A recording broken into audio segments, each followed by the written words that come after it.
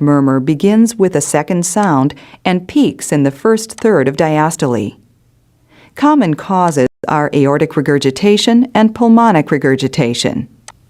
The early diastolic murmur of aortic regurgitation usually has a high-frequency blowing quality, is heard best with the diaphragm at Erb's point, and radiates downward along the left sternal border.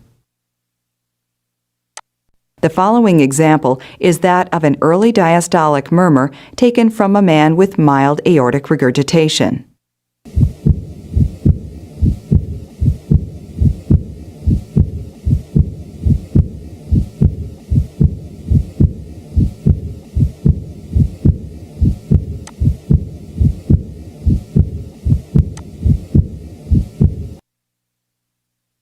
The murmur of pulmonic regurgitation occurs after a slight delay after P2. It has a rough quality, which is heard best with the bell lightly held at base left, and radiates along the left sternal border.